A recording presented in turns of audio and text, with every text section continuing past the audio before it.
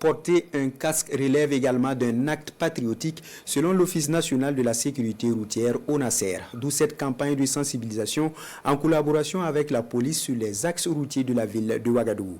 Une disposition pour encore rappeler à tous les usagers de la route l'importance du port du casque. Bernard Combelem et Benewende Frédéric Ndiema. 1120, c'est le nombre de cas d'accidents enregistrés au Burkina Faso pour le seul mois de février de l'année 2025. De ces incidents malheureux, l'on dénombre 513 blessés et 64 décès selon les chiffres du ministère de la Sécurité. Parmi ces 64 vies arrachées sur la route, certaines auraient pu être sauvées grâce au port du casque. Afin donc de réduire le nombre de décès liés aux accidents routiers, ces agents de la police nationale jouent ici sur ce tronçon de l'avenue Yatenga la carte de la sensibilisation.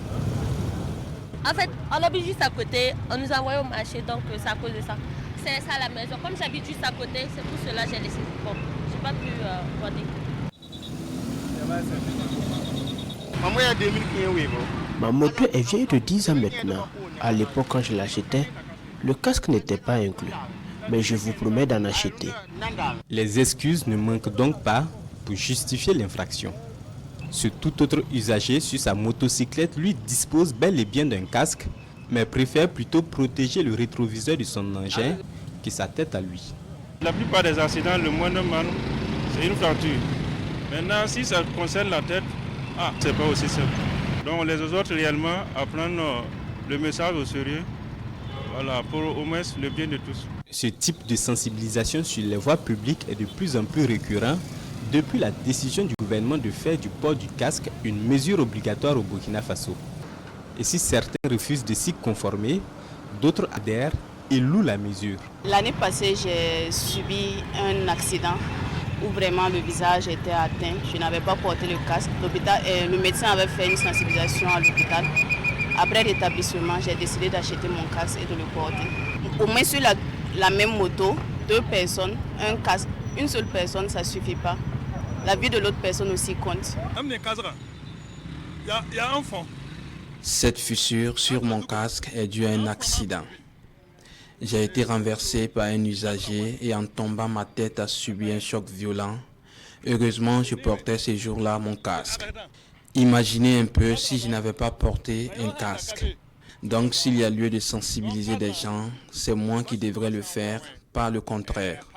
Actuellement, j'attends de récolter un peu d'argent pour m'en procurer un autre, car celui-là, avec la fissure, n'est plus très efficace. Si Seni, lors de son accident, a eu plus de chance, ce n'est pas le cas de ce tout autre usager.